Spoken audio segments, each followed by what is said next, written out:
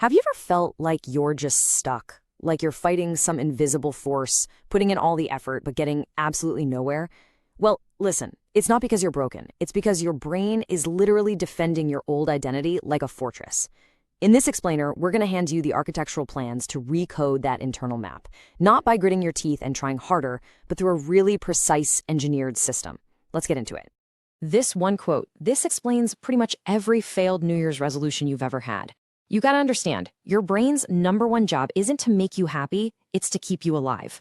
And to its ancient operating system, what's familiar, even if it's miserable, feels safe. That new, successful version of you, well, that's an unknown. That's a threat. So the real question isn't how to try harder. It's how to convince your own internal security guard that this upgrade is not only safe, but absolutely necessary. Okay, so let's start by just shattering the one myth that keeps so many of us trapped. We've all been sold this idea, this lie of a fixed personality.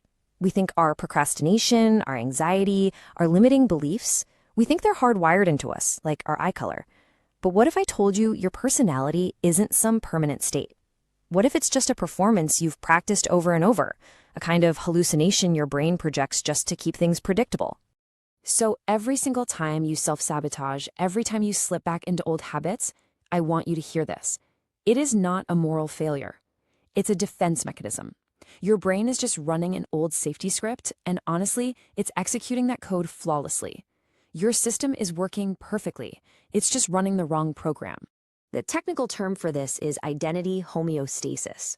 And the best way to think about it is like a thermostat for your personality, right? If you set your home thermostat to 70 degrees, it's going to fight like crazy to maintain that temperature. Well, your brain has a set point for who you are, and it will burn a ton of energy to pull you back to that familiar setting, even if you don't like it. It's a habit loop that always prioritizes being predictable over making progress. And that brings us to the core shift we're making today. The old way, the old paradigm is all about brute force. More effort, more willpower, trying harder. It's basically trying to punch through a concrete wall. The new architecture, this isn't about trying harder. It's about reformatting the map itself. It's about designing a better system. It's about identity recoding. We're not going to fight the operating system anymore. We're going to rewrite it. You don't need more grit. You just need a better blueprint.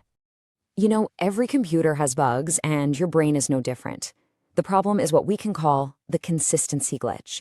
It's a totally predictable error in our mental hardware that mistakes growth for a threat. And it's the real reason why lasting change feels so incredibly difficult. It's like running into this invisible wall of self-defense. And this right here, this is why that glitch exists. Your brain is completely obsessed with being energy efficient. Familiarity, staying the same, is low cost. It's predictable. It's safe. But improvement, whoa, that's metabolically expensive. It's uncertain. And to your brain, that feels dangerous. So time and time again, your brain will actually veto your own evolution just because it prefers the cheap, easy path of staying exactly where you are. Does this sound familiar? You make a huge breakthrough, you feel amazing, and then, almost immediately, you feel this overwhelming pull to snap right back to your old, comfortable habits. That is the elastic band effect. And this isn't you just relaxing or getting lazy. No, this is a systemic neural hijack.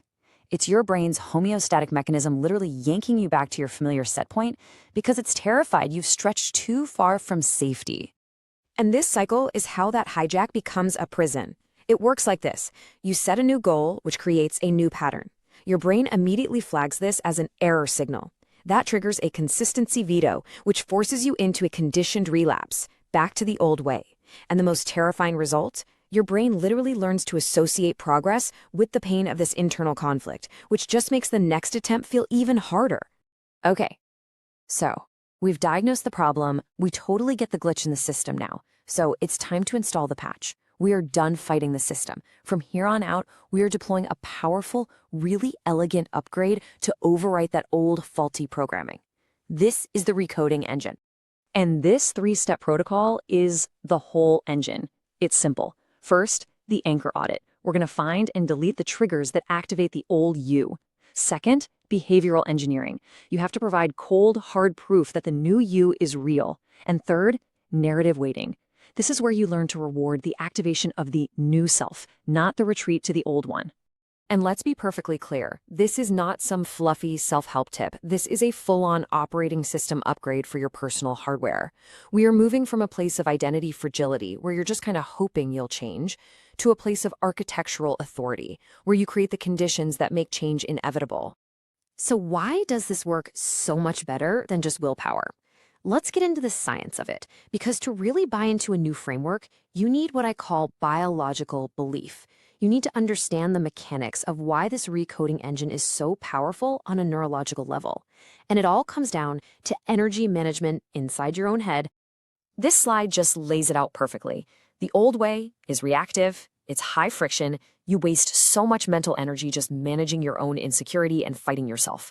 The new way is operational, it's low friction. You're no longer fighting an internal civil war. And all that energy that was wasted, it's now freed up for one thing and one thing only: executing the new self. The state we're aiming for is called neural coherence.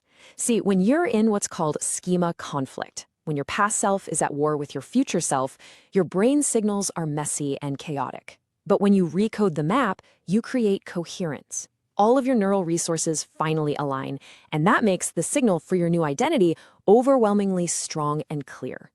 All right, that's enough theory. The real power of this system is in actually using it. So right now, we are going to shift from just understanding the architecture to actually building with it. I'm going to coach you through your very first implementation. This is the moment where the map actually becomes the territory. So how do we make this real in like the next 5 minutes? Look, we're not going to try to boil the ocean here. We are going to make one precise surgical strike against your most stubborn pattern. So the following steps, this is your immediate action plan.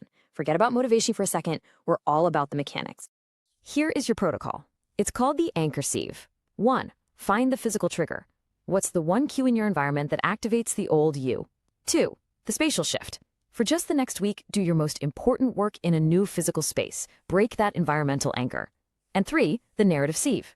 In the next 60 seconds, do one tiny, almost laughably small action that your new you would do. Remember, the velocity of the proof is so much more important than the volume of the effort. This is the fundamental mindset shift. We are done fighting. We are done wrestling with the ghost of who we used to be. That is a high-friction, losing battle. From this moment on, your only job is to provide evidence. It's to stack small, undeniable proofs that the future you is already here. You're not trying to change anymore. You're simply activating what's next. Okay, let's bring this all home. We've gone from understanding this whole personality hallucination all the way to a practical protocol for recoding it. Now, it's time for the final, most important takeaway. If you remember nothing else from this entire thing, please remember this. Your struggle is not evidence that you're defective. It is not a flaw in your character. It is a bug in your hardware that is running on an outdated map. You can't outperform a faulty map. The biology of your brain will always, eventually, drag you back to the familiar path unless you give it a new one to follow. So please, let go of the blame. It was never about you. It was always about the map. And this is the central thesis. This is the new paradigm. Stop playing the willpower game. It is rigged against you by your own neurobiology. It's a game you can't win. Instead, become an architect. Become an engineer of your own internal world. Because true, lasting transformation, it comes from designing a better system, from creating a map so clear and so compelling that following it becomes the path of least resistance. So here is your final charge, your impact, your performance, your very sense of self. It's all waiting for you on the other side of an update. So your challenge today is to run that first anchor sieve protocol. Find the trigger, shift the space, activate the proof. Because once you master the art of identity architecture, you are finally in control. So go, update the map,